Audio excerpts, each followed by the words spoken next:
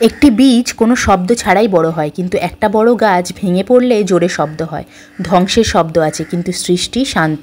তাই নিঃশব্দে বেড়ে ওঠো, সবাইকেই চমকে দাও। হ্যাঁ বন্ধুরা, আমরা দেখবে অনেকেই অনেক কাজ করার আগে সবাইকে জানিয়ে দিই, হ্যাঁ আমি এটা করতে যাচ্ছি। না বন্ধুরা, এটা করলে চলবে না। তোমার যদি কোনো ভবিষ্যৎ পরিকল্পনা থাকে, সেটা নিজের মধ্যেই রাখা ভালো।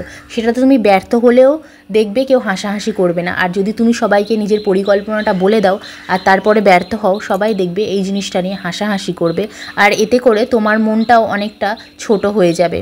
তাই বলছি বন্ধুরা, নিজের পরিকল্পনার কথা কাউকে বলো না। আগে পরিকল্পনাটা নিজের মধ্যে রাখো, দৃঢ়ভাবে প্রতিজ্ঞা করো নিজেকে যে হ্যাঁ আমি পারবো, আমি ছাড়া এই কাজটা কেউই পারবে না।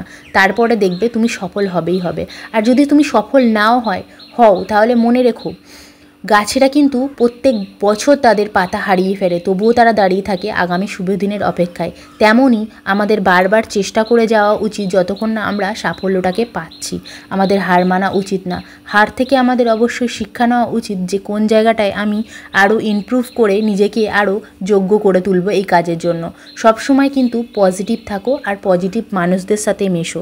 দেখবে তুমি যদি পজিটিভ মানুষদের সাথে মেশো, তাহলে তোমার ভাবনা চিন্তা পজিটিভই থাকবে। আর সবসময় সবাইকে হাসি খুশি আর সবসময় নিজেকে হাসি খুশি রাখার চেষ্টা করো, দেখবে জীবন সুন্দর হবে।